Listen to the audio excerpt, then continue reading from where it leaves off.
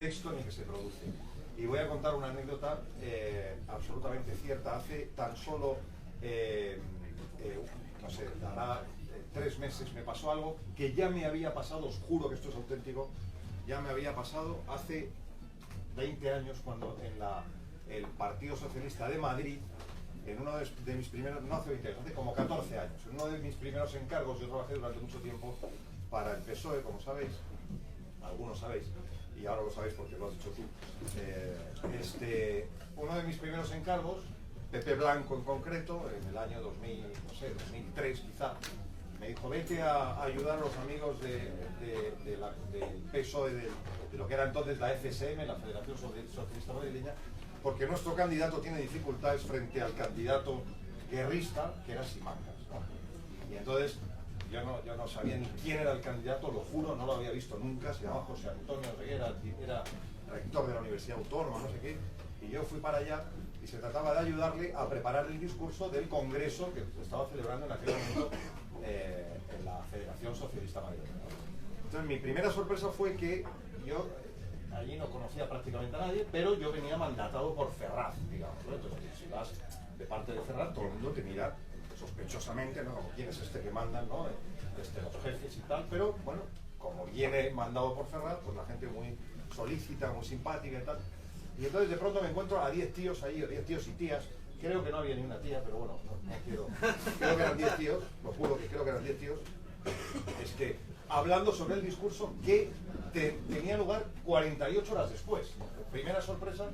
Joder, qué mal está esta gente que están todavía en una asamblea aquí para decidir cuáles deben ser las líneas del discurso, a 48 horas, ¿no? Y entonces ahí todo el mundo opinaba, tal, no sé qué, no sé cuántos. Yo ya me empecé a angustiar porque tenía el encargo de, joder, tiene que salir de ahí un buen discurso, ayúdales y tal. Y entonces, bueno, todo el mundo opinaba, no, deberíamos ir por aquí, deberíamos atacar, no, mejor no atacar, mejor ser la unidad del partido, no sé qué, mejor tal, en fin, cada uno da lo que quiera. Hasta que de pronto entra alguien, de pronto, os lo juro que eso es así. Me ha vuelto a suceder casi lo mismo hace 2 meses en República Dominicana trabajando para un político, exactamente lo mismo. Entra un tío, ya lo tengo, jefe era el candidato, ya lo tengo, un tío que había trabajado en Moncloa, no quiero dar demasiados datos, pero bueno, había trabajado en Moncloa en la época de Felipe González, con cierto prestigio. Ya lo tengo, jefe. A ver qué os parece. Tengo un sueño, que algún día en la Federación Socialista Madrileña, tengo un sueño, que los socialistas de Madrid, tengo un sueño. Claro, todo el mundo diciendo, Dios mío, tengo un sueño.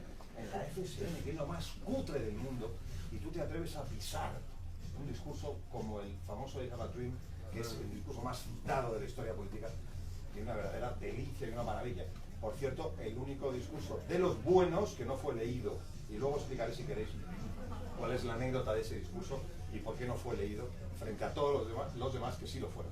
Bueno, pues hace 2 meses me pasa exactamente lo mismo, muy parecido en República Dominicana. Hay un speechwriter allí, un dominicano, tal, estupendo, ¿no? Que nos ofrece el material para su jefe, que siendo, tampoco quiero dar demasiados datos, pero no ofender a nadie, pero en fin, es un ministro, digamos, ¿no? Es un ministro que tiene un área, digamos, equivalente a fomentos, ¿no? Es decir, carreteras, ¿no? Pues lo mismo, se atreve a poner en el papel: tengo un sueño, que algún día la República Dominicana tendrá carreteras que se verán tal, no sé cuántos. Tengo un sueño, pero tío, vamos a ver. Los discursos son propiedad del contexto y de quién los dice. Y por tanto, no hay discurso bueno o malo si no es por quién lo dice, cuándo y cómo lo dice. Eso es un primer dato que es importante tener en cuenta. De manera que hay discursos estupendos.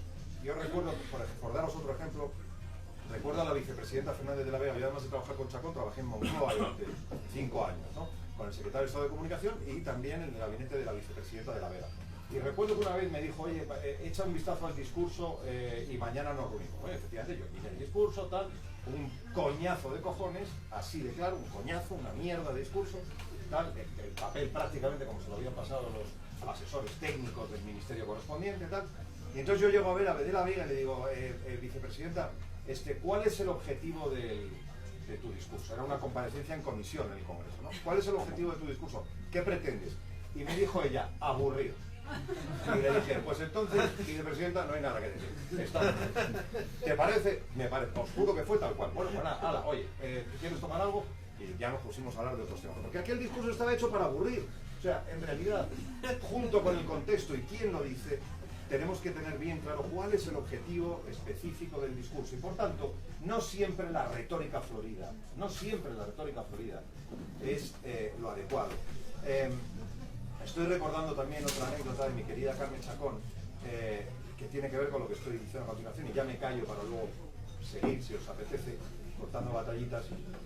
Otra historia que, digamos, me lleva al segundo punto que os quería traer, ¿no? Hay discursos fantásticos, por supuesto, podemos hablar mucho de cuáles son los elementos que contienen los mejores, son siempre los mismos, por cierto, la retórica no ha cambiado nada en 2500 años, nada, las figuras siguen siendo las mismas. Antes no había Twitter, obviamente, en la antigua Grecia, pero las figuras son las mismas, la anáfora, la tríada, la antítesis, todas ellas siguen siendo las mismas, y se siguen utilizando exactamente las mismas. Pero, decía, hay muy buenos discursos, hay discursos normales, pero luego hay cagadas en los discursos que son el verdadero problema. Y un speechwriter o un director de gabinete, un jefe de prensa, incluso cuando tiene que revisar, un coordinador de campaña, etcétera, tiene que seguir la orden de Carmen Chacón, una orden que daba Carmen Chacón muy frecuentemente siendo ministra de Defensa. Por favor, miradme el papel que no tenga artefactos, decía ella. ¿Qué eran los artefactos? Los artefactos son esas frasecitas que ponen los técnicos, hilitos de plastilina, acontecimiento planetario, miembros y miembros, brotes verdes, etcétera, que lo ponen los técnicos, en todos los casos que he dado son citas, digamos, literales de técnicos, sin darse cuenta de que esto no va de pura técnica ni de pura lógica, esto va de política, y que enfrente tienes a 4 hijos de puta que te quieren machacar, y en cuanto les das un motivo para hacerlo, van y te machacan. Con esto yo me desahogo, me tomo otra cervecita cuando pasen, y agradezco a Jorge que me haya escuchado, y continuamos la conversación. Venid por aquí. Por aquí hay algo de sitio. ¿Alguien? Seguramente oiréis a lo mejor. Bueno, yo, primera aclaración, yo no soy, no por humildad, sino porque no lo soy, ni mastodonte ni ratón de la comunicación política, porque no me he dedicado a ella en términos profesionales o teóricos, pero sí, por cuestiones políticas, acabé con varias gente más, no fui el único coordinador, coordinando la campaña de las europeas que dirigía Errejón en Podemos, y quería contárosla un poco. No tanto en su detalle concreto, que en el debate podemos entrar, sino en el análisis, y no me quiero poner muy pedante pero o abstracto, pero solo sé pensar desde ahí, el análisis algo teórico que hicimos bajo la idea de, fundamentalmente, me he traído unas notas para no pasarme de tiempo, pero casi no las veo, así que voy a intentar surfearlas, el análisis que hicimos del contexto en el que nos encontrábamos y de las posibilidades o no que había para generar un partido político, un espacio político, bajo una doble convicción. Una, la crisis, es decir, el contexto en el que estábamos viviendo, que era una crisis que se podía notar de muchas maneras, nosotros la entendíamos fundamentalmente como una crisis de discurso, es decir, como una crisis de los consensos, como una crisis de los relatos, como una crisis del sentido común. No la entendimos como la izquierda de la que muchos de los dirigentes de Podemos venían, y algunos se han quedado en ella, y con el partido, como una crisis, digamos, del modo de producción o de la estructura económico-social, sino que la interpretamos en primer lugar como una crisis básicamente discursiva, entendiendo el discurso como ese relato que genera sentido compartido por conjuntos cuanto más amplios, más sólidos en términos políticos, ¿no? Mientras, por decirlo de alguna manera, la diferencia esencial que nosotros, con la que discutíamos con la gente que venía de los movimientos de izquierda, era: la crisis no es ese lugar en el que los relatos quiebran y aparece la verdad de las cosas, sino que la crisis de sentido en el que estábamos viviendo, la crisis económica, social, de la representación, de la corrupción, etcétera, es básicamente el momento en el que aparece un cierto vacío, una grieta. no aparece, como pensaba la izquierda, la crisis de los relatos genera la verdad del modo de producción, la verdad de la explotación, la realidad debajo, digamos, de los relatos está lo real, lo material, lo cierto en lo que apoyar un discurso, sino que debajo de la crisis de un relato lo que hay es un vacío. O, peor aún, un relato antiguo, regresivo, peligroso, en tanto que remite incluso a el pre-78. Y por resumir mucho, lo que nosotros entendimos es que esa crisis se había manifestado de alguna manera en el 15M, que siempre se ha dicho, Podemos es la continuación de alguna manera del 15M, ¿vale? Pero ¿cómo interpretamos el 15M? Pues fundamentalmente a través de lo que no se veía del 15M. ¿Me oís por el fondo? ¿Un grito más? Vale. Entendimos que el 15M era más interesante allí donde no era visible que donde era visible. ¿Y a qué me refiero? Me refiero a que pocos días después del 15M se hicieron encuestas. Encuestas que dijeron que el 80% de la población simpatizaba con el 15M. Y que había, por tanto, un 15M de las plazas, gente que estaba allí durmiendo, o que se paseaba, o que miraba, muy plural, pero en cualquier caso movilizada, pero había un 15M de los hogares, un 80% de la población que simpatizaba. Pero que 15 días después, ese 80% de la población votó en unas elecciones y dio como resultado un 80% de bipartidismo. Es decir, que nos encontrábamos, por un lado, con un enorme espacio por ocupar, que era el que conectaba el 15M de los hogares, que votaba el bipartidismo, pero que simpatizaba con el 15M, con el 15M de las plazas, que no votaba bipartidismo, no votaba, o vete tú a saber, pero que era muy reducido comparado con ese, y que ahí había una enorme grieta que ocupar, que articular, digamos, esos dos espacios, y que luego había una grieta dentro de la misma estructura sociológica, ideológica, discursiva de ese 80% de la sociedad, que según le preguntaran, respondía a 15M o respondía a bipartidismo, respondía a democracia y no nos representan y no somos mercancías en manos de banqueros y hacía así con las manos, no sé si todos os acordáis, o votaba bipartidismo, que había dos grietas fundamentales que ocupar, y que ese espacio se podía ocupar y se podía ocupar discursivamente. ¿Y cómo se hacía eso?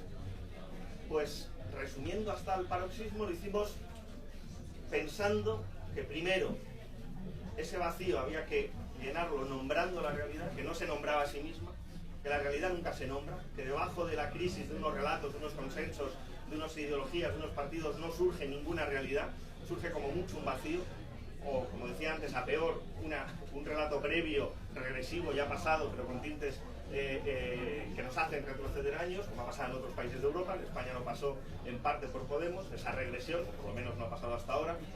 Demos de 3 o 4 repeticiones electorales y seguramente acabe pasando, o una incluso, una más.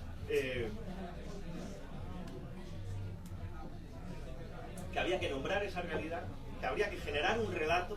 Para nosotros discurso y relato era lo mismo, y que había que generar un sujeto del relato, y entender por sujeto del relato una identidad política o un sujeto político que se identifica con una manera de nombrar y de relatar la realidad, porque las anteriores estaban no quebradas definitivamente, pero había grietas entre ellas y podíamos ocupar ese espacio. Y nombramos la realidad de tres maneras, y solo de tres, en ese primer poder. Dijimos, uno, si hay corrupción no hay democracia. Dijimos, dos, si no hay condiciones materiales para ejercer la democracia, no hay democracia. Y dijimos, tres, si las decisiones estratégicas que tiene que tomar un país se deciden fuera de ese país, no hay soberanía, ergo no hay democracia. Esas fueron las tres maneras de nombrar, y fueron esas tres. Luego utilizamos infinidad de figuras retóricas para no decirlas de la misma manera, pero la manera de nombrar fueron esas tres. Y un relato que las hilara. ¿Cuál era el relato que las hilaba? Pues conectar una manera de nombrar con la otra. Conectar corrupción con crisis económica, o con la ausencia de condiciones materiales para ejercerla. Y conectar eso con falta de soberanía, Europa, y un discurso algo soberanista sin llegar a lo rojipardo, ¿no? Generamos un relato que conectaba crisis con corrupción, con digamos, el modo de desarrollo económico con el español, inmobiliario, fiduciario, financiarizado, etcétera, con las instituciones europeas y nuestro lugar en ellas. Y en tercer lugar había que generar un sujeto. ¿Quién cuenta ese relato? ¿Quién es el sujeto del relato? Y esto fue relativamente torpe y a la vez muy exitoso y a la vez muy brillante. Y fue decir, todos esos que no son ellos, que no son los agentes culpables del relato. La dialéctica o antagonismo entre nosotros ellos, o la casta. ¿Quiénes somos? Todos los que no son casta, ya está. ¿Quién es la casta? Da igual, no hace falta nombrar. Una definición antagonista del nosotros. Transversalidad. Todos aquellos que se ven afectados por esta situación pueden ser parte de nosotros. Ya sé que estoy simplificando al máximo, pero de fondo había una reflexión en sociedades industrializadas, profundamente plurales, donde casi nadie comparte intereses, objetivos con el otro, si es que tal cosa existe, donde hay trabajadores parados, trabajadores precarios, trabajadores fijos, funcionarios que cobran pasta, amas de casa, mujeres. ¿Qué es común a todos los sujetos? ¿Qué hay que los haga comunes? Una articulación discursiva, ninguna identidad material existente. Y esa identificación discursiva va a funcionar, y eso es lo que pusimos en marcha, con una cierta alteridad, ellos, nosotros. Ya sé, lo estoy simplificando al máximo, tirando piedras contra mi propio tejado, pero por entender un poco la raíz o el núcleo del asunto, ¿no? Y a partir de ahí empezamos a jugar. ¿A jugar con qué? Con varias cosas. Con una idea muy clara. Podemos hablar de lo que sea y decir lo que sea, pero todo lo que digamos tiene que ir referido a esas tres maneras de nombrar y a ese relato. Si hablamos de los toros, no podemos hablar si está bien o no matar animales, que es una discusión eterna que divide a la sociedad entre sí.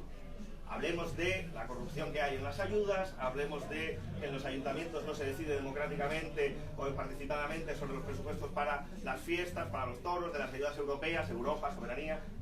Introduzcamos cualquier tema de debate, entre en ese marco discursivo favorable. ¿Y por qué favorable? Porque suponíamos que había un consenso de ese 80% de la población en torno a esa manera de nombrar. Que esa manera de nombrar era hegemónica, por decirlo en el lenguaje que usaba Errejón hasta la saciedad, de Gramsci, de la hegemonía y demás. Y que ahí ganábamos, que ahí había transversalidad, que en cualquier otro lugar nos dividía. Que además, todo lo que dijéramos dentro de ese marco era entendible, era audible, y todo lo que dijéramos fuera no era entendible. Y que había una distancia, que la hay siempre en comunicación, porque la comunicación política es un tipo de narración, y la narrativa se define porque no puede nombrar lo real directamente. Y que por tanto, la única manera de que tú digas algo y cuentes lo mismo, y yo utilizo la diferencia decir contar, si yo digo república, y soy de Izquierda Unida de la vieja escuela, imagino en mi cabeza momento de grandes libertades, de soberanía, de ciudadanía, pero lo que estoy contando no es eso. Lo que estoy contando es un tipo que habla del pasado, guerra civilista, que mira para atrás. Hay un hiato entre lo que dices y lo que cuentas. ¿Cómo salvar ese hiato? Eligiendo muy bien el campo favorable discursivo, donde lo que dices es audible y no genera una disonancia. Y ese campo pensábamos que operaba en torno a esos tres lugares discursivos, que nos permitían, en último lugar, romper de alguna manera con los ejes que habían ordenado la vida política en España: izquierda-derecha, centro-periferia, orden-desorden, viejo-nuevo. Con esto termino, creo que me he extendido más de lo que quería. ¿Qué es lo que pasa ahí? Izquierda-derecha lo intentamos romper haciendo esa lógica arriba y abajo y haciendo esa especie de transversalidad discursiva a través de esos tres maneras de nombrar y del relato que lo hila y del sujeto mayoritario supuestamente al que podríamos interpelar. Pues que lo consigamos, lógicamente, pero se intenta. ¿Qué es lo que pasa después de cierto tiempo en Podemos y de cuestiones internas y externas y demás? Pues que ese eje izquierda-derecha, vemos hoy en España, que ha vuelto a ordenar radicalmente la vida política. Había un eje centro-periferia que ordenaba y desordenaba también el conjunto de relaciones políticas o de consensos políticos, que intentamos de nuevo subvertir a través de algo que no funcionó, por mil razones, entre otras porque, bueno, si no investes a Sánchez en minoría en 2015, pues luego viene el proceso, ¿no? Igual si lo hubiéramos investido no hubiera habido proceso, ¿no? Pero era más importante intentar el forpaso y no salió. Esto es una crítica, lógicamente. Tercer elemento que Podemos podía haber hegemonizado: la contraposición entre lo viejo y lo nuevo. Un orden viejo, en descomposición, corrupto, incapaz de proponer orden nuevo, y un orden supuestamente nuevo, que era una de las estructuras que había ordenado también la sociedad española de otra manera, y que Podemos intenta ocupar el lugar de lo nuevo. Mil decisiones políticas de organización interna, de decisiones de viviendas donde vivir y demás, destrozan la distancia entre nuevo y viejo, porque te conviertes en lo mismo. es la crítica fundamental que intentaba hacer el adversario político: sois los mismos de siempre, sois corruptos, os compráis las mismas casas cuando podéis, os organizáis los partidos de manera vertical igual que nosotros, no representáis ningún orden nuevo. Otro esquema que ordenaba la vida política y que podíamos haber impugnado y que Podemos no supo impugnar. Y la vuelta a la literalidad, al abandonar los ejes discursivos donde se podía generar una comunicación que dijera o que comunicara lo mismo que decías, es decir, que permitía una cierta literalidad, al abandonarlos y entrar en un terreno puramente ideológico, el problema es que dices una cosa y en la sociedad está entendiendo otra. Se vuelve imposible una comunicación transversal o mayoritaria. Se vuelve, por tanto, una comunicación autorreferente. Te hablas a ti mismo y a tus electores. Solo aquellos que ya comparten una identidad. Ya no quería extenderme más. He seguido las páginas, me hubiese extendido más, pero mejor dejarlo aquí. Contaba esto, ¿por qué? Porque me parece interesante como experiencia. Esto es lo que intentamos en Podemos. Obviamente, yo ya no estoy en Podemos, como veis, como habéis podido, supongo, sospechar. Formalmente sí, todavía no me han echado, pero y yo soy tardío en las decisiones, pero vamos, no estoy anímicamente, pero creo que era un programa que es imposible aplicar hoy, pero es interesante, un programa discursivo, pero es interesante analizar cuáles serían hoy esos espacios digamos, esos lugares que podríamos nombrar de forma relativamente mayoritaria, cómo se podría generar desde ahí un relato y qué sujeto, mayoritario o no tan mayoritario, podría devenir de esa articulación discursiva.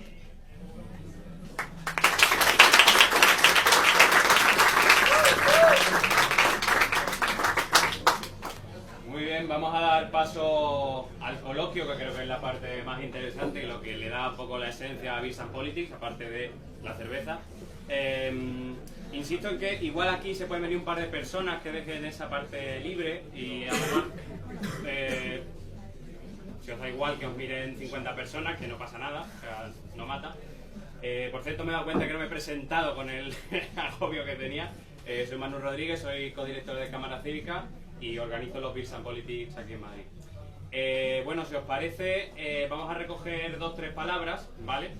Y así vamos haciendo que circulen las ideas, si os parece, ¿vale? ¿Alguien? ¿Por aquí? ¿Alguien más? ¿Por allá? ¿Vale? Bueno, vosotros pensáis... Levantad la voz, sí. Por favor. Sí, vosotros pensáis que la caída de los índices de popularidad de Trump se pueden deber en parte a que él, eso, lo que acabáis de decir ahora mismo, se dirige a sus bases y no a la nación en conjunto y está todo el rato hablando para sus electores y no intenta captar el voto de las personas que piensan diferente a él y que intenta hacer suyo lo de divide y vencerás y tal, ¿no? Unas técnicas que yo no sé hasta qué punto actualmente son eficaces, ¿no? ¿Qué opináis de eso? Porque bueno, eso que pasa allí se puede aplicar a España o a cualquier sistema político de cualquier país, ¿no? Muy bien, muchas gracias. Sí, a mí me ha sorprendido cierta fijación que creo que es recurrente con Izquierda Unida, ¿no? Que es como coger un fetiche para poder atizarlo. Y creo en realidad que estamos viendo un cierto efecto rebote, que en parte también tiene que ver con por qué el PSOE está siendo exitoso en algunas cosas, y es que lo que ha sido la nueva política ha defraudado y ha hecho añorar determinados elementos. Y creo que hay que hacer cierta autocrítica en vez de decir que todo esto funciona muy bien, cuando por ejemplo Errejón con Más Madrid no ha llegado a niveles que tiene una organización corrupta como era IUCM, o como por ejemplo en la última encuesta que tiene valoración de ambos líderes, de Errejón y de Alberto Garzón, era una valoración muchísimo más transversal a Alberto Garzón. Fue la encuesta, si no recuerdo mal, previa a las elecciones andaluzas, donde pierde el gobierno su senador. Y tenía mejor valoración incluso en niveles 4 o 5 del eje ideológico izquierda-derecha, por tanto era más transversal, al menos en ese. Entonces me llama la atención como ese fetiche al que atizar para armar una argumentación que creo que es falaz, en cierto modo, por estos datos que estoy dando. ¿Por alusiones? No, de golpe a Podemos, no a IU. Y he hablado de una parte de IU muy pequeña y lo he señalado así, una parte de IU, y si no le he sido específico, he sido militante de IU, tengo un enorme respeto por IU, aunque no esté nada de acuerdo con su marco de comprensión. Y no he venido aquí a hacer una defensa de Rejón, con lo cual no la voy a hacer ahora. Me parece estupendo que Garzón tenga mejor valoración, supongo que en parte porque no se le ve como alguien que vaya a poder gobernar nunca. Y eso ayuda bastante a tener una buena valoración, porque le pasaba lo mismo a Anguita. Anguita tenía una gran valoración, mejor que la de González, la de Aznar, y era básicamente porque nunca va a gobernar. Ponle un CIS a Anguita o a Garzón con una intención de voto de 32% y al mes hace una valoración de los líderes y a ver qué sale. Pero yo me he referido a una cuestión básicamente de comprensión de la política y de su relación con el discurso, en la que si entiendes que los contextos sociales, los contextos económicos hablan por sí mismos, y además no solo hablan por sí mismos, sino que señalan y construyen por sí mismos sujetos políticos, en la medida en que una cantidad de gente comparte intereses, por ejemplo, clase obrera, y que esos intereses compartidos, con nombrarlos desde la política y reflejarlos desde la política, puedes construir un sujeto con capacidad bien de ganar unas elecciones en contextos democráticos, bien de irrumpir en un palacio de invierno en contextos no democráticos y revolucionarios. Creo que te equivocas, y eso no es IU, es una parte de ello y una gran parte de Podemos hoy, que tiene una teoría política del reflejo. La política es el reflejo de una estructura que siempre está por debajo. Si tú entiendes la política como algo que refleja de manera más o menos directa relaciones de fuerza subyacentes y que por tanto tú lo que tienes que hacer es traducirlas sin más, jamás tomarás el Palacio de Invierno y jamás ganarás unas elecciones. Tanto es así que cuando se toma el Palacio de Invierno se toma en una sociedad agraria, en nombre de la clase obrera, que era un 8%. Si eso no era la construcción de una identidad discursiva capaz de hacerse identificar a una población entera con un 8% de la población, que baje la cloud y lo explique, ¿no? Y a Trump te lo dejo a ti, que te vas a explicar más. No, y a Trump, y también voy a entrar en lo tuyo también. Vamos a ver, primero, Trump no tiene una valoración baja, por Dios, además acabo de sacar la tablita nuestra de todo lo que... Trump está en un 40 y tantos por ciento, está mejor, y si no, no sé exactamente si en el mismo mes de la primera legislatura de Obama, pero yo creo que está mejor en la valoración de Obama. Pero Obama siempre estuvo por encima del 50%. No, casi siempre. La primera, míralo, pero no. O sea, y si no, están más o menos parejos, lo cual es ya es... ¿Cómo puede ser? O sea, ¿cómo puede ser que un payaso, perdón, pero no hay otro término, ¿no? Un iletrado, un machista, un fascista, lo peor del mundo, esté como está, ¿no? Pues claro, esto es porque apela solo a su base. Bueno, evidentemente apela solo a su base, pero su base, ¿no? Hay un libro por ahí, voy a ser muy políticamente incorrecto, y voy a decir verdaderas barbaridades, pero estamos entre amigos y total, ¿qué más da, no? Hay un libro por ahí, escrito por un progresista, digo para prevenir, que se llama Contra la democracia, ¿vale? Contra la democracia. Es un título, por supuesto, provocativo para hacer reflexionar. Estoy intentando al mismo tiempo que recordar el nombre, ahora os lo diré porque soy horrible para los nombres, pero si no los buscáis, Contra la democracia, lo buscáis por ahí abajo. Brennan, me parece que se llama, es un profesor británico, si no recuerdo mal.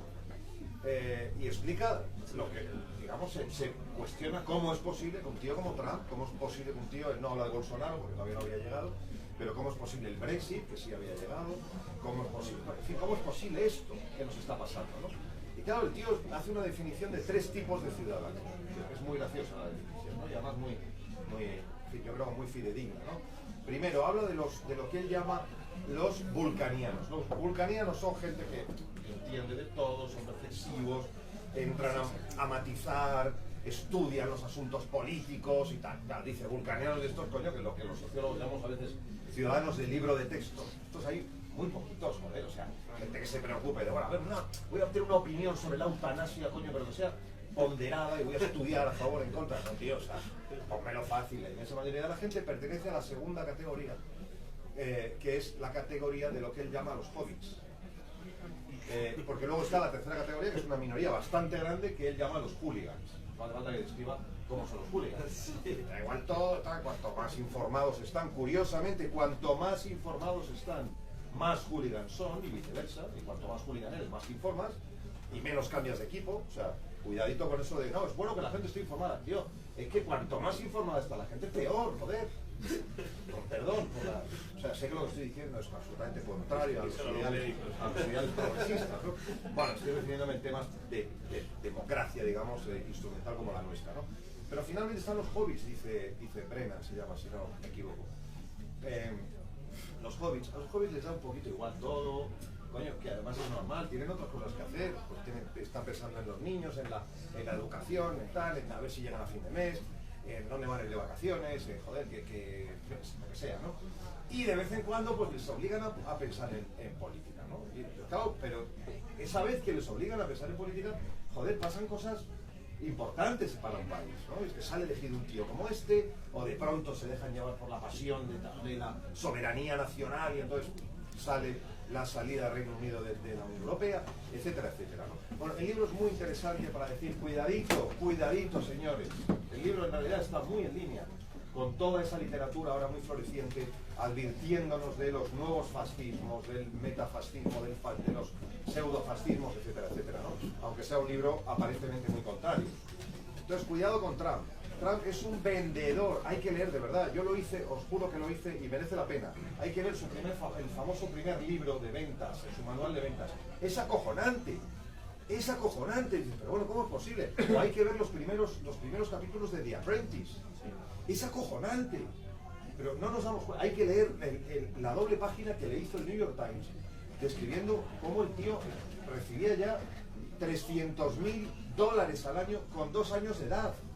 Y el tío se ha inventado que él solo recibió de su padre $1 millón que devolvió. Es mentira todo, es mentira. Pero sin embargo, cuidadín, está en los mismos niveles de aprobación que un maestro y un héroe como Obama. O sea que cuidado con minusvalorar. No, digo para... Porque me encanta estar contigo y compartir contigo este rato y con nuestros colegas. Con respecto a Izquierda Unida, mira, cuando tú estás haciendo la campaña para el Parlamento Europeo, yo francamente ni me enteré. Y yo estaba trabajando con Sánchez ya, en Ferraz. Y nosotros ni nos enteramos de que venía Podemos, ¿eh? O sea, ni nos enteramos. Sí, hombre, sabíamos que había, ni nos enteramos, nuestros encuestadores, incluso los encuestadores, a mí me decía así solita, mira, a mí Podemos me da que sacan 3 diputados. Y yo, ¿qué dices, tío? ¿Cómo vas a sacar 3 diputados? Podemos. Mi hijo, que era estudiante de la Carlos III, me decía, papá, tú estás flipando. Aquí quien lo va a petar va a ser Podemos. ¿Qué estás diciendo? Que sí, tío. ¿Pero qué estás diciendo? No me da, chaval, no me jodas. Y efectivamente, llegamos el sorpresón de los tíos. Ciudadanos, Podemos, 5 diputados y claro, y la audacia con que aquellos profesores, algunos de los cuales yo conocía, le contaba antes a Jorge, porque había sido profesor en la Complutense y tal, yo conocía a Descansa, conocía a Monedero también, aunque no lo conocía personalmente, pero sabía que era el profesor del otro departamento que andaba con Chávez y tal, con el buen Chávez, no lo digo en sentido crítico, en la época buena de Chávez, joder, es que Chávez tuvo una época buena, muy buena, a los socialistas nos gustaba también, coño, bueno, en fin, y entonces empezábamos, y yo además, que era un profesional de la comunicación y que me flipaba ver que, coño, o sea, la primera persona, y la única, yo creo ya, no habrá más, que cita a Leikov, que por cierto lo citó mal, dijo Lakov, pero la primera persona que cita a Leikov en el Congreso de los Diputados, que dije, ole tus cojones, fue Pablo Iglesias. Y los primeros que hablaban de temas que nosotros que habíamos trabajado ya, las narrativas, el relato, los frames, los marcos, etcétera, etcétera, era Podemos, de manera que, hostia, a mí aquello me produjo una sorpresa de, joder, qué habilidosos, qué tal, pero al mismo tiempo también, lo tengo que decir, yo al mismo tiempo también decía, joder, esto es muy peligroso, estos tipos efectivamente pueden producir un sorpaso. Yo tuve miedo en algún momento, incluso en un plató de televisión, con Espinar y tal, hostia, y menos mal que no se puede por sorpaso, porque si no me voy de ahí humillado, pero bueno, pero al final yo tenía la sensación de que Podemos no conseguiría, y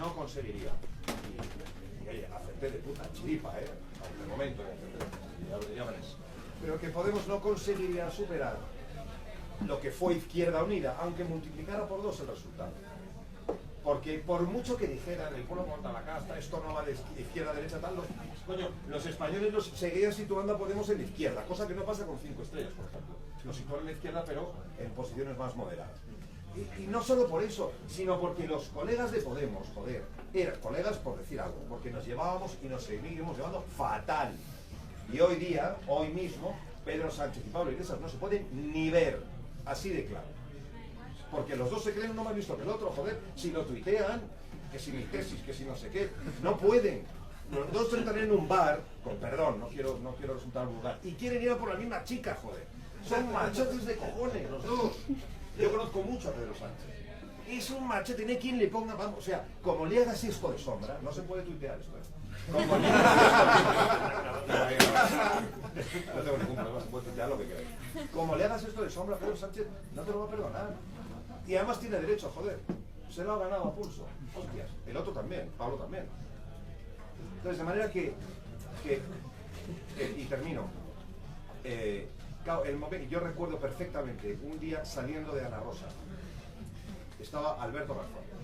Y a publicidad, tal, 3 minutos, y en aquel momento fumaba, tal, me salí con él estaba, no me acuerdo, me llamaba, lo que fuera, y estuvimos, ya, y era el momento de habrá sorpaso, no habrá sorpaso, no sé qué. Y yo le dije a Alberto Garzón, me atreví, porque no tenía ya ningún problema para decir, le dije, mira, a nosotros se nos va a intentar merendar, lo ha dicho, o sea, el espacio PSOE, se nos va a intentar merendar, pero el primero que se va a comer vas a ser tú, Alberto, tú verás. No, yo no lo veo así, yo creo que hay espacios de entendimiento, no sé qué. Perdóname, pero se lo ha merendado, Izquierda Unida no existe ya. Bueno, existe para vosotros, que os entendéis, tenéis vuestro, ¿no? ¿Qué tenéis? En la Junta tal, no sé qué. No existís, tío.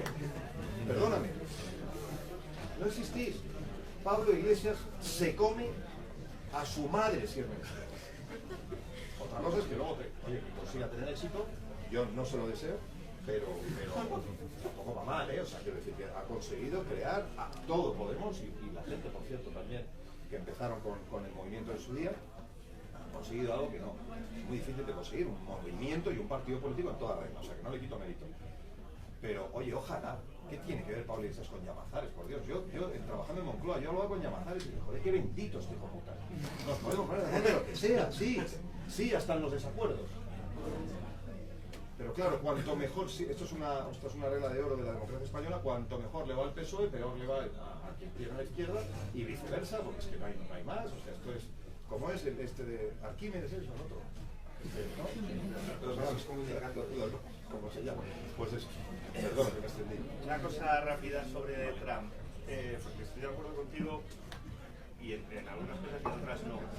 Yo creo que una de las razones por las que un subnormal, fascista, mamarracho, pero muy inteligente, le podemos poner todas las adjetivaciones que queramos, como Trump sí, no solo es capaz de ganar unas elecciones, sino de seguir en índices de popularidad altos y con capacidad real de ser reelegido presidente, a pesar de que miente, a pesar de las fake news, a pesar de que no debe quedar nadie de su gabinete inicial porque lo ha ido sustituyendo, purgando, echando. Creo que tiene que ver con que, y ahí no estaría tan de acuerdo con los hobbits, los vulcanianos y demás, con que ya no estamos en un régimen donde lo que importe sea si te mienten o no, sino hasta qué punto quieres o aceptas la mentira como forma de compartir algo. En un contexto y en un mundo donde cada vez es más difícil generar identidades colectivas. Creo que el error iba a decir izquierda, del Partido Demócrata, sobre todo el de Hillary, fue la incapacidad de generar ningún tipo de estructura colectiva.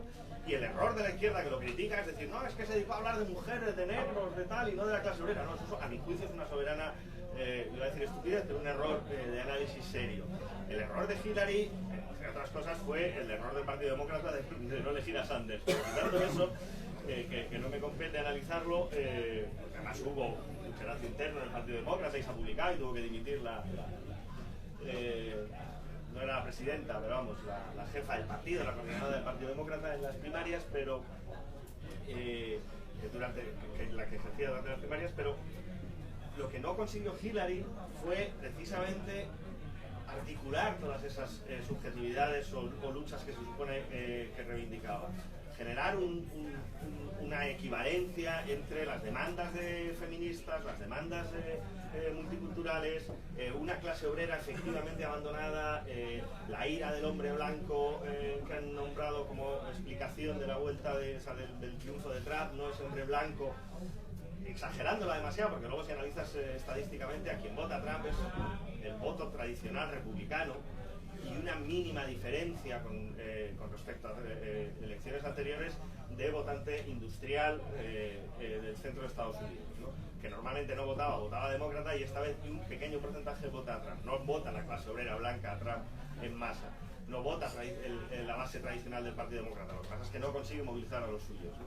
Pero a mí me parece que hay que tomarse en serio las victorias de esta gente, porque lo que están haciendo es conseguir que dé igual que sea verdad o mentira, siempre y cuando yo pueda sentirme formando parte de algo. Y creo que el exceso de tecnificación de la política y parte de la mirada un poco de que no sepan mucho de política, vale, es un coñazo que sepan mucho de política porque al final no sirve para nada, pero si no hay un mínimo sentimiento de pertenencia en el clásico idea republicanista, no de la república, sino del republicanismo, desde Maquiavelo a, yo que sé, a Harrington y compañía, de formar parte de algo, las opciones de extrema derecha van a triunfar, y Podemos fue un intento progresista, y digo fue porque ahora no lo es, y dejó de serlo, de generar un tipo de identidad colectiva politizada sin el riesgo de que eso implicara un Salvini, sino a través de una regeneración democrática por un lado y de un programa bastante ambicioso. Creo que no se gana uno, y yendo a lo tuyo, no tanto por una imposibilidad estructural del régimen político español que hace que todo partido a la izquierda del PSOE esté abocado al fracaso, que sin duda la idea era justamente no ser un partido a la izquierda del PSOE, y en eso lo convierte el equipo actual de Podemos desde Vista Alegre 2, y creo que esa es parte del error, y parte del error es que Podemos, y yo lo cifro ahí, el declive de Podemos en términos más que discursivos, sentimentales, afectivos, implicaba una cosa, y es que cada vez que se abrían las urnas generaba un cambio, el que fuera. Y se abren las urnas en 2015 y no genera un cambio, sigue Rajoy.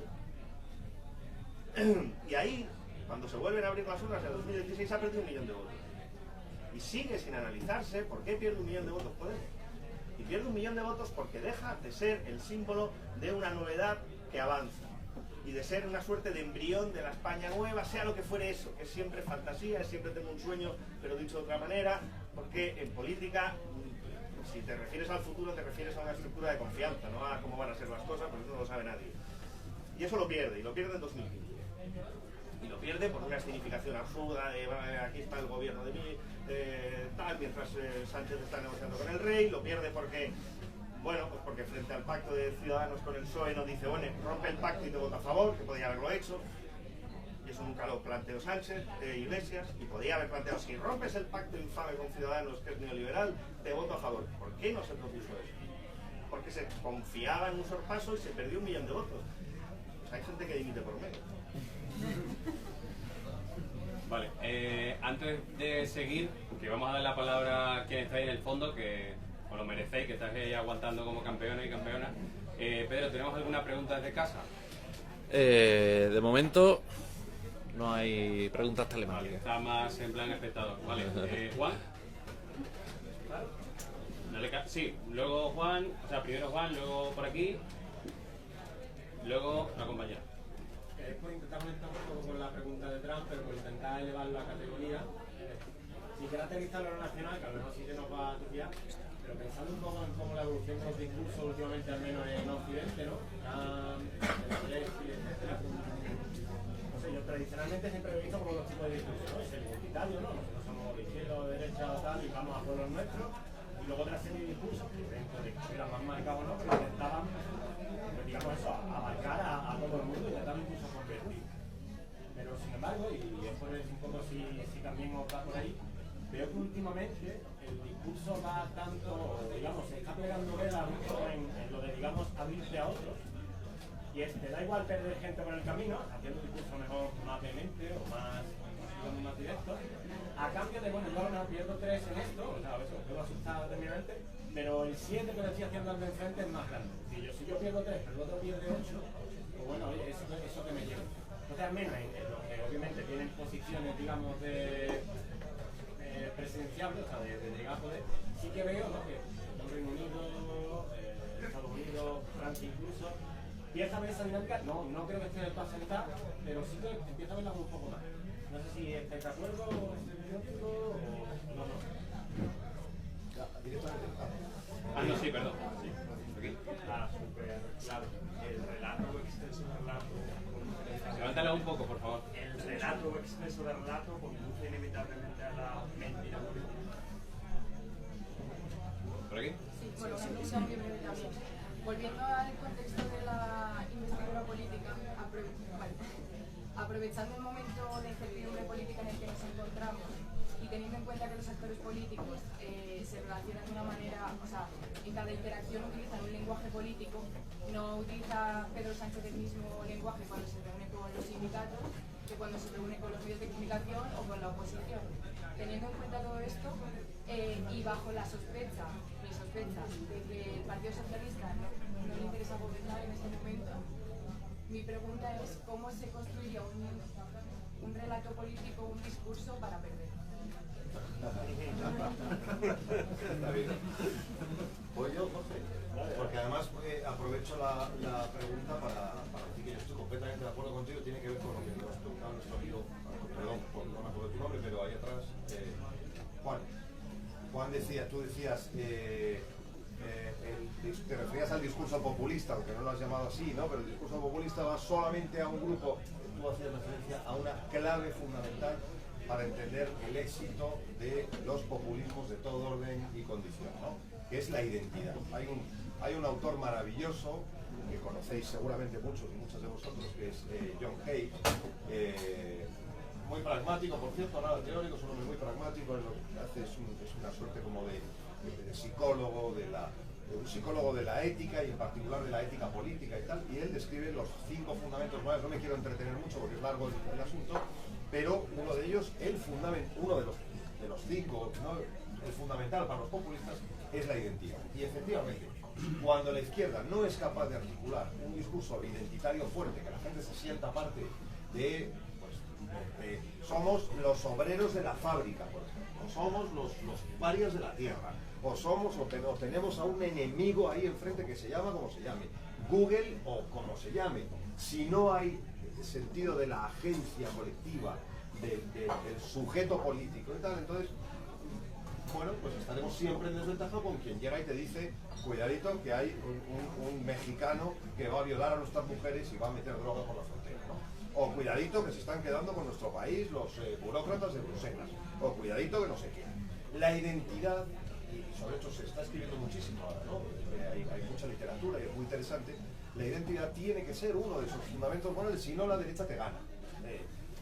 Y eso es lo que sabe muy bien Trump, lo que sabe muy bien Bolsonaro, lo que sabe muy bien Johnson, etcétera, etcétera, todos ellos. O sea, saben perfectamente que tirando del hilo de la identidad, y ahí estoy completamente de acuerdo, no es que sea verdad o mentira, es que sea verosímil. Verosímil. Bueno, el muro tal, bueno, ponte a matizar, pero ya, si como tengas que ponerte a argumentar, ya estás perdiendo tiempo. El muro como símbolo rapidísimo, tabernario, de aquí hay que poner orden, ya está bien, que los mexicanos están llevando nuestros servidores, ¿no? Y esto, por supuesto, no falta que lo diga, porque es obvio, sucede después, siempre, esto lo saben muy bien ya los historiadores, no solo por la Segunda Guerra Mundial o la Primera Guerra Mundial, lo saben desde mucho antes, estos movimientos, digamos, suceden después de situaciones de crisis. El cristianismo nace por la caída del Imperio Romano, no viceversa. Es decir, es una crisis, digamos, de la identidad la que hace que surjan movimientos, religiones, apuestas por la unidad, etcétera, frente a quien sea. Entonces, en resumen, y esto os lo digo, yo estoy haciendo un trabajo maravilloso, lo estaba haciendo hasta las elecciones y ahora lo vamos a retomar, precisamente con el Grupo Socialista Europeo, con el europeo, con todo, que es interesantísimo porque hay todavía 27 países allí, ¿no? Y el trabajo consiste precisamente en entender el discurso populista y, sin renunciar al discurso socialdemócrata puro y duro, ser capaces de ahormar, coño, que es tan sencillo como, joder, tenéis que elegir los enemigos, joder. O sea, aquí viene el de Facebook y, bueno, ha venido un chico muy listo de tal, y en realidad le odian al tío. Joder, se está bajando por el foro todas las normas de la socialdemocracia. Pero Y no, y cuidadito, no hay que meterse con Facebook, no, tal. Joder, Facebook, a por Facebook. Está, coño, con educación, sin tal, pero coño, bien, pero elijamos los enemigos, elijamos el lenguaje, tomando, digamos, las lecciones, las buenas lecciones de los buenos populistas, pero por supuesto manteniendo la dignidad y manteniendo el principio fundamental de que somos socialdemócratas, cojones, que no somos populistas, ¿no? ¿Vale? Bueno, perdón, que me extendí un poco. Y luego, es muy interesante también tu pregunta, porque últimamente hay mucha coña con lo del relato. Ha sucedido una cosa muy cómica, y es que como Iván Redondo, nuestro colega y colega de algunos de nosotros, y yo también, o sea, todos los que nos digamos esto, hemos abusado tanto de la palabra relato, las narrativas, tal, sobre algo que en realidad, no, el storytelling, ¿qué storytelling? Si toda la puta vida, ¿qué es la política? Si no, contar historias de quiénes somos, dónde vamos, hacia dónde vamos. O sea, el storytelling, bueno, está bien, se han escrito 4 o 5 libritos de storytelling, no sé qué, fenomenal. Hablamos de los relatos, digo, pero esto es lo de siempre, o sea, no. Pero como Pablo Iglesias es, y Errejón, y tú mismo, o sea, quiero decir, vosotros en Podemos, que os habéis trabajado más que nadie del PSOE, sois unos maestros de todo lo que tiene que ver con las narrativas, el relato, los contextos, tal, etcétera, etcétera. Y como a Pablo Iglesias, además, recibió en un momento determinado en la tuerca a Iván Redondo y se hicieron allí una federación mutua, etcétera. Bueno, pues entonces de pronto, tal, cuidadito con los relatos, pero vamos a ver, tío, pero si sabéis perfectamente de qué estamos hablando. Y como no funciona la cosa, pues lo que falla es el relato. Cuidadito que detrás del relato, el concepto relato es intrínseco a la política. No es ni bueno ni malo, es intrínseco a la política. La política coincide en definir la realidad de una manera en contraposición con la manera de tu adversario, ya sea por la fuerza de los acontecimientos, la violencia, o ya sea, como en sociedades como la nuestra, por la fuerza del contraste público, etc. Entonces, abusar del relato te lleva a la mentira. Si es que lo de la mentira en política, o sea, en política no, de verdad, es que no hay verdades en la política. Cuidado con lo que digo, no quiero que me malinterpretéis. La política es precisamente el ámbito en el que se discute sobre lo discutible. Porque si queréis verdades, coño, no sé qué cojones hacemos aquí. Nos vamos a la iglesia de enfrente y nos dicen Dios es Padre, Hijo y Espíritu Santo. Y tú dices, no, a ver, lo de Espíritu Santo, lo de la paloma, oiga, por favor, no me discuta. Esto es un dogma, ya está, no enredes. O nos vamos a la facultad de química o de física, 2 más 2 son 4. Hombre, no, ¿cómo? Oiga, sí, 2 más 2 son 4. Mire.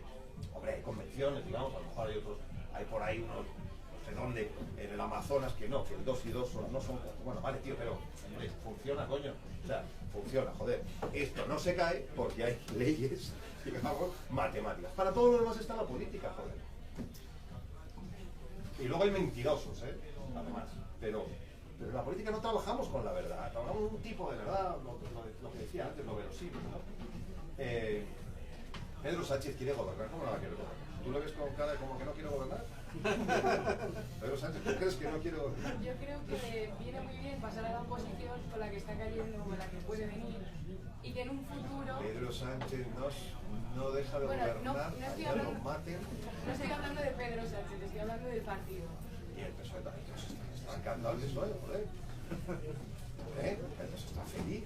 Y si tiene que pasar por unas elecciones es porque no hay más remedio, pero el PSOE está feliz. Esto de que no, el PSOE le interesan las elecciones, no le interesan para nada las elecciones. El PSOE quiere gobernar, como es natural. Cuando tienes el poder, tienes todo lo demás ya, lo que tú decías, es que tú vas a saber lo que pasará dentro de 2 meses. Si esto es cada día es un... Pero el poder, Moncloa, los ministros, los presidentes de las ministras, los presidentes de las comunidades autónomas, todos ellos ahí controlando el poder, eso no hay quien. No, adelante, por favor. Mi pregunta es, ¿a quién le interesa gobernar sabiendo que puede durar poco y que a lo mejor en otro momento renace con más fuerza y puede ganar ministros, asientos y poder, influencia? Mira, esto me recuerda una frase. Dale. No, iba a decir solo una frase. Una frase que utilizan los diplomáticos, que es cuando encuentres cuando vayas en las cumbres y no sé qué, cuando encuentres un canapé, come. Cuando encuentres un sofá, duerme. Y cuando no me acuerdo cuál es el otro. Sí, cuando encuentres un baño, ve a mear. Bueno, pues lo mismo pasa con el poder. Pues si tienes el poder, cógelo, hostias. O sea, Como que no, bueno, vamos a ver si no es nuestro momento, tal, que le digan a la pobre Carmen Chacón. Claro, si eres cuando... Yo además estaba pensando, intentando hacer memoria de momentos en los que alguien haya estratégicamente perdido el poder para poder volver a él. Y no se me ocurre. Lo que pasa es que yo soy malo, ¿no? Si se os ocurre a alguien decirlo, que estaría bien dar una vuelta, ¿no? Sí, pero lo que iba a decir a continuación es que aun si eso llegó a pasar en algún momento, hoy me parece imposible por la propia estructura de los partidos. Es decir, si Sánchez pasa a la oposición, es posible que no sea el candidato de la siguiente.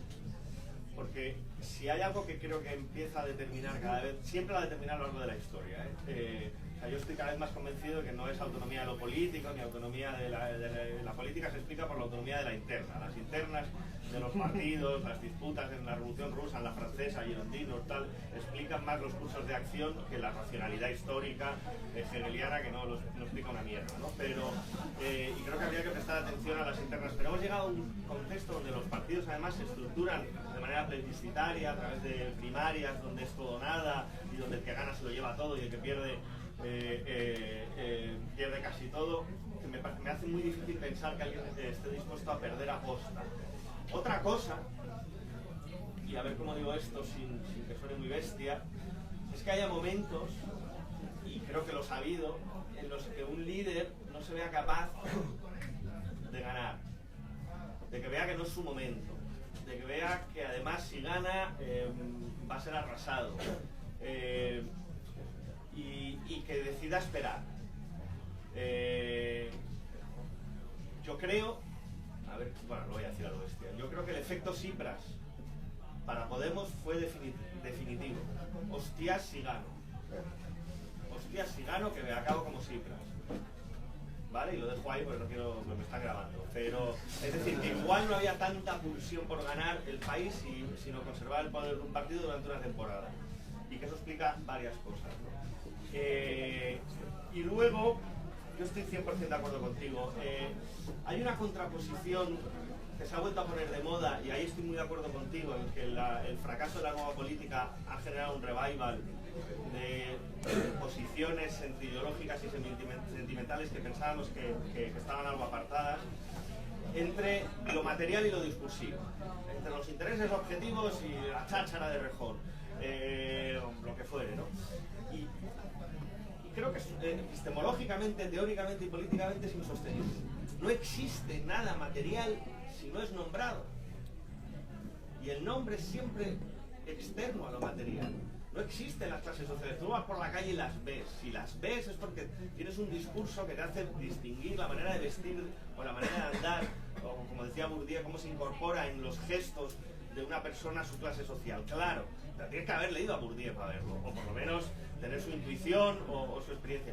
Lo material no existe separado del discurso, y en política solo hay discurso porque tu materia prima es nombrar de una manera distinta y exitosa con respecto al adversario de lo real. Lo real nunca se nombra a sí mismo, no hay materia separada, no hay condiciones objetivas, no hay las crisis. O sea, ¿qué significan 5 millones de parados en política? Nada. No significan nada, significa lo que tú digas. Puede dar una salida protofascista, puede dar una salida de orden populista de derechas, de izquierdas, puede generar una suerte de naturalización a los Rajoy, de bueno, pues es que esto es lo que hay y ya desaparecerá. Es una materia prima que está sin nombrar hasta que no la nombras. Los desahucios, ¿qué eran? Los desahucios, antes de ser nombrados por la PA, son lógicas de vergüenza personal por haber hecho un cálculo inadecuado de tus posibilidades económicas. Y cuando se politizan, son el resultado de un fallido modelo de desarrollo económico y de la estructura bancaria. Y es el mismo hecho.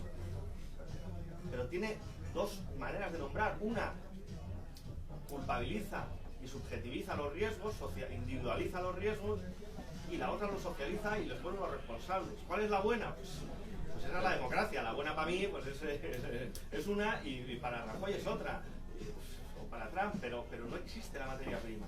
Y yo creo que ahí sí que ha habido un error de la izquierda y sigue cometiéndolo, pensando que si hay desigualdad gana. No, tendrás que nombrar.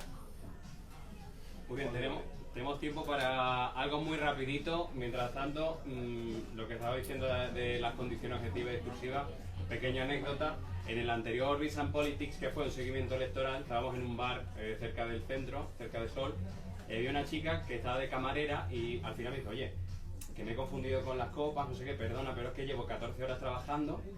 Era domingo, porque era seguimiento electoral, tengo a mi padre enfermo, no sé qué, tal, y es que, por lo que habéis dicho, me ha empezado a interesar la política. Porque Vox es el primer partido que me dice que puedo ganar lo que sea si trabajo tanto. Claro, ¿a qué te hubiera dicho? Tía, eres clase obrera de libro. O sea, no deberías estar pensando así, pero la construcción discursiva le vino por otro lado. Y no ni bueno ni malo, es así. O sea que, bueno, malo y malo. Por acá, por allá, tú ya has preguntado si hay otra persona, ¿te parece? Por acá, alguien del fondo, de los hobbits de allí, de Mordor. Nadie, bueno, pues entonces tú y tú, ¿vale? Hablando del relato y de lo que has dicho ahora, de que cada hecho depende de cómo se diga, o cómo se expresa, cómo se explica, ¿por qué crees que actualmente, hoy yo tengo la sensación de que el PSOE está imponiendo el relato, por la terminología, de que la culpa del no gobierno es de Podemos y Podemos lo está intentando con el PSOE, pero para mí, quizá no, para otros no llega a conseguirlo? O sea, porque es un marco y otro, y uno se está imponiendo y el otro no. ¿Por acá?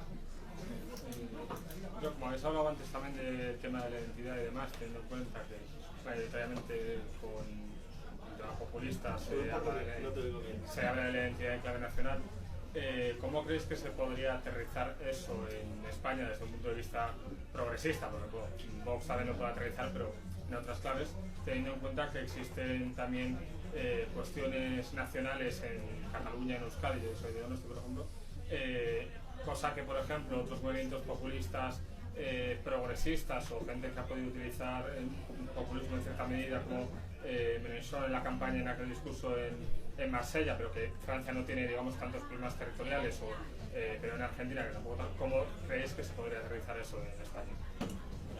¿Tú? ¿Rapidito? Sí. Que además creo que es una pregunta que se están haciendo todos los partidos con distinto grado de éxito y que sobrevuela alguna de las preguntas e intervenciones. ¿Cómo articulamos un discurso progresista sobre la seguridad y la certidumbre y la necesidad que ahora se percibe de la población de esa sensación?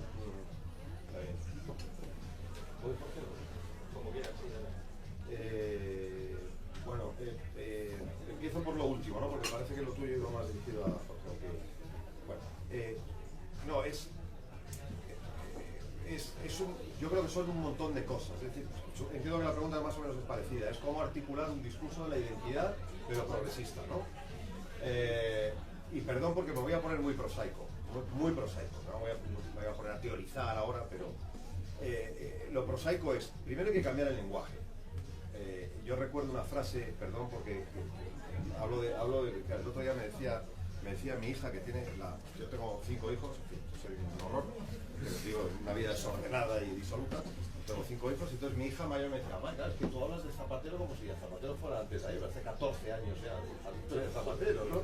Claro, es que el tiempo pasa y nos vamos poniendo viejos, sino por el cantautor. No, decía, recuerdo muy bien una frase brillante de Zapatero, escrita por José Andrés Torres Mora, que era uno de sus escritores más notables, sociólogo y tipo fantástico, en un meeting cuando estaba de moda hablar de la inmigración ilegal. El PP de Aznar en aquel momento estaba muy duro y estaba todo el rato vinculando inmigración con delincuencia, constantemente. El Congreso era una vinculación directa, probablemente porque la sentían así y probablemente también porque alguien les dijo eso funciona bien, identifica inmigración, y además vamos a llamarlo, como el resto del mundo, inmigración ilegal, ¿no? Y la vinculas todo el rato a la delincuencia. Estaban subiendo los índices de delincuencia y esto hacía, bueno, fácil el discurso, ¿no? Yo recuerdo que Zapatero hizo una frase que ni muchísimo menos la voy a decir yo tan bellamente como la dijo en aquel meeting, pero que era: los inmigrantes son los que cuidan de nuestros mayores, los que nos sirven en los restaurantes, los que cuidan de nuestros hijos. O sea, en primer lugar, ese ejercicio que, por cierto, lo hemos hecho muchas veces también, Obama lo utilizó también, y Podemos también lo utilizó, etc. Ese discurso, que es un cambio de marco evidente y bastante sencillo, por ejemplo, puede funcionar si se hace, claro, si se ejerce. Abolir absolutamente el concepto de inmigración ilegal, o mejor dicho, inmigrante ilegal, ¿no? Porque uno no es, ¿cómo? Yo no soy un conductor ilegal, joder. Yo no soy un empresario ilegal. O sea, yo puedo, y menos aún por cometer una falta administrativa, ¿no? Y sin embargo, inmigración ilegal, ¿no? ¿Cómo, inmigrante ilegal, ¿cómo puedes llamar a alguien ilegal? Por el hecho de que entre sin documentación, ¿no? Bueno, pues, por ejemplo, trabajar en la identidad de España también, ¿no? El federalismo no es simplemente un concepto etéreo. El federalismo es el Senado en Cataluña, coño, que se ha propuesto desde hace mucho tiempo. Sí, ¿qué pasa? El Senado en Cataluña, joder. Y el Tribunal Constitucional en Cádiz. Joder, es que es muy caro. Pues ya, ¿qué lo vamos a hacer? Pero es que si España realmente es un país federal, hay que ejercer de país federal. Es decir, si... bueno, etcétera, etcétera. Hay un montón de otras propuestas. Por supuesto también, claro que sí, ponerse la bandera de España. ¿Qué cojones? ¿Os acordáis la que se montó cuando Pedro Sánchez se puso un banderón detrás? ¿Os acordáis? Estábamos... Una cosa que es absolutamente cierta, os lo juro. Nos tiramos una semana discutiendo. A ver, joder, ¿cómo hacemos? Porque Pedro Sánchez, pues que digo Pedro, pues el presidente del gobierno actual, en la ejecución, dijo, no, joder, grande. Hostia, grande, nosotros, vamos a ver, grande, tanto, pensamos, a ver, modelos, bandera europea, bandera española, bandera europea, bandera española, que luego se ha utilizado muchas veces también, tal, para no molestar, digamos, ¿no? 3 banderitas españolas, ¿no? Y Sánchez lo veía y decía, que no, cojones, que sea grande. Yo lo recuerdo perfectamente, yo estaba en, no sé por qué, estaba en Gandía, lugar muy probable, inolvidable, bueno, estaba en Gandía. Y entonces fue el día del acto y tal, no sé qué. Yo le había dicho, mira, yo creo que esto va a causar polémica, no sé si es necesario ahora generar tal. Y os juro por Dios que él me dijo, pero ¿por qué estamos haciendo todo esto si no es para generar polémica? Y efectivamente, se puso la banderita en cuestión, que era una proyección de un pedazo de bandera, ¿os acordáis, no? Más o menos. Y inmediatamente en la derecha, ¡ah, Pedro Sánchez! Tanto, no sé cuándo. Joder, ganó, tenía razón Sánchez. Bueno, os lo pongo como ejemplo casi cómico de ese esfuerzo por reivindicar. Y termino ya aquí. De hecho, nosotros habíamos hecho algo especial cuando estábamos en Moncloa, es algo que poca gente sabe porque no lo escribimos en ningún sitio ni tal, pero aquello de gobierno de España fue autoría Zapatero. El meter la banderita española junto con la europea, por cierto, en el logo la famosa mancha amarilla, fue obra de Zapatero. A Zapatero le mandamos un pin con la bandera de España y dijo, no, el pin no. Dijo, no, hombre, presidente, si te vas a ver a los chinos y tal, tampoco pasa nada. Coño, con la banderita tal. No, que se me va tal. O sea, Zapatero no se atrevió a ponerse la banderita, pero nos pidió específicamente, por favor, planteadme cosas para que la bandera no sea patrimonio de la derecha solo. Bueno, aeropuerto Adolfo Suárez, lo hizo el PP, pero fue iniciativa del PSOE. Era nombrar a los lugares, digamos, con los nombres. O sea, no era solo España, era también el consenso, el entendimiento, etcétera, etcétera, ¿no? Claro, perdón porque me ponga muy prosaico, pero es que son esas cosas al final las que generan la identidad también, no solo, pero también. Perdón, muy rápido. Sobre el relato de la culpabilidad de quién es la culpa de las elecciones, yo no sé, he estado mirando estadísticas, si la percepción de la ciudadanía es que es más culpable uno que el otro. Yo tengo la sensación de que el tema es que mientras Iglesias sigue pensando que el relato de la culpabilidad le da réditos, de que sea más culpa de Sánchez que de él en la repetición electoral, Sánchez está en otro. Sánchez está en si va a haber repetición electoral y toda punta que va a haber, quién genera imagen de orden, de certezas y de gobernabilidad. Ergo, la culpa está por debajo en importancia en términos justamente de marco discursivo, de frame de una campaña. Si yo hago una campaña diciendo orden, certezas, viene crisis económica, viene la sentencia del proceso, viene tal, estoy todo el rato señalando el elefante con coleta, por hablar de Leico. Es decir, si yo hablo de orden y de certezas, ¿qué está pasando? ¿Quién da orden, quién da imagen de orden y de certeza y de gobernabilidad? De los dos. Entonces yo creo que está ganando el relato no de la culpabilidad, sino de la post-culpabilidad. y que por eso la repetición electoral, que le puede pasar factura, le puede pasar mucha menos de lo que parece, siempre y cuando el electorado progresista vaya a votar, que es mi seria duda. Y si no va a votar y gana aquí la derecha, pues habrá que quemar un par de sedes figuradamente, Marlaska, figuradamente. Yo no creo que exista, volviendo a la segunda pregunta, que exista algo que se llame política sin construir identidades. No existe. Esto de no es que tenemos que generar identidades ahora, no, se han generado siempre.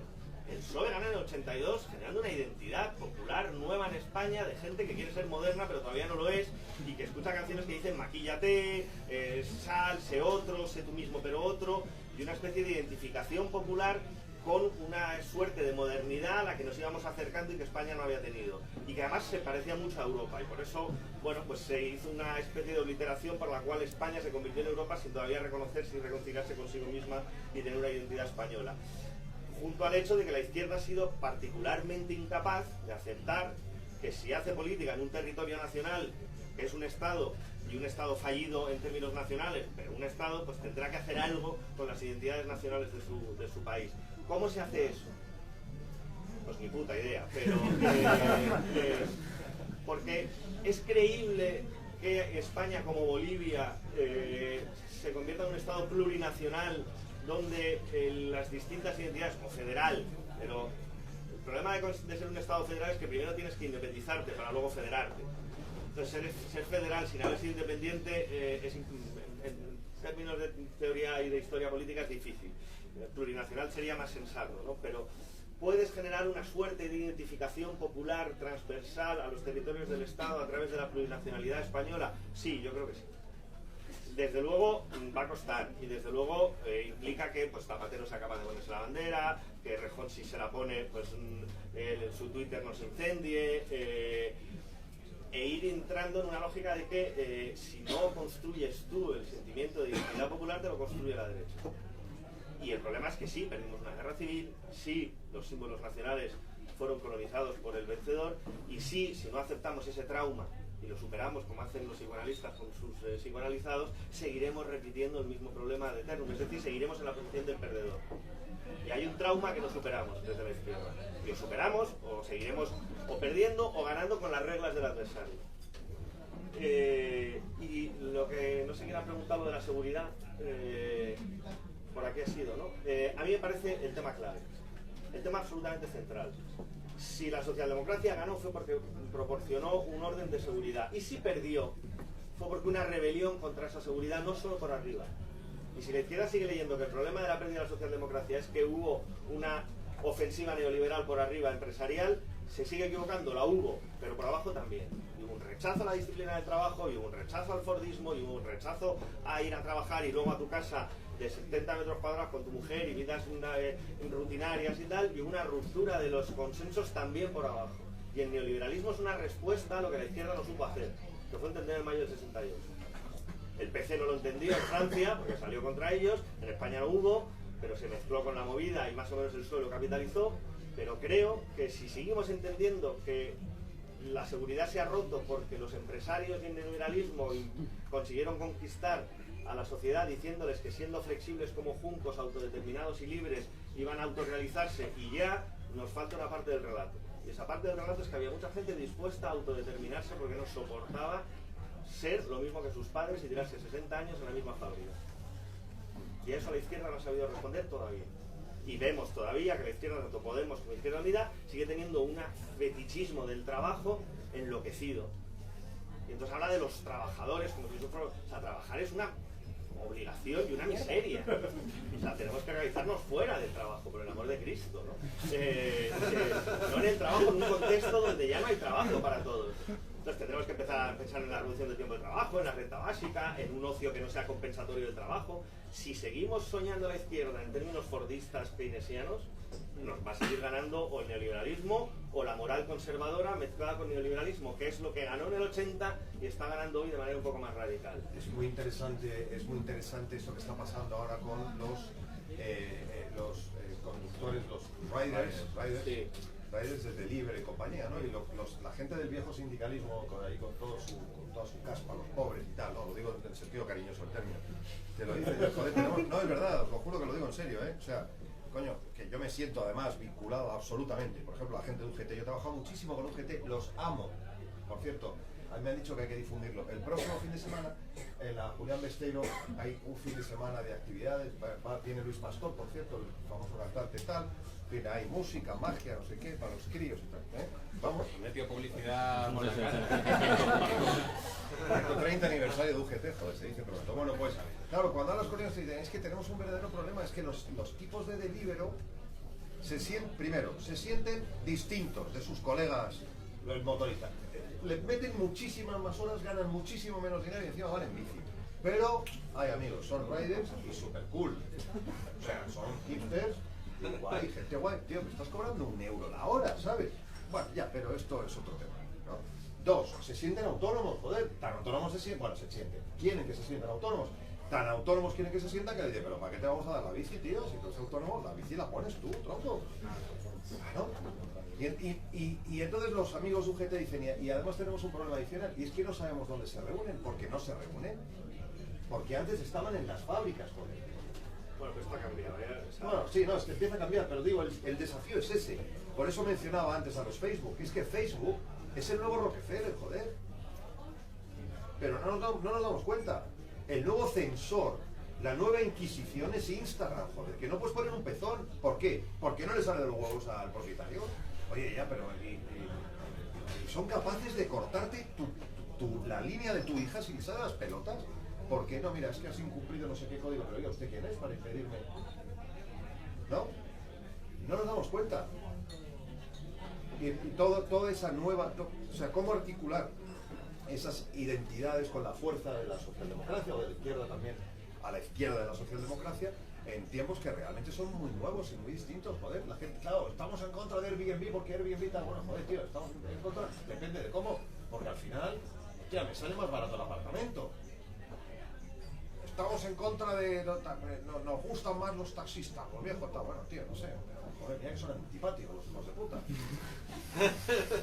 O sea, no, lo digo de manera cómica, pero tenemos esas contradicciones, en realidad, que son gravísimas, porque vamos, gravísimas para el estado de la sociedad. Yo hablo de la socialdemocracia ahora, pero me parece que pasa igual con el resto de la izquierda, ¿no?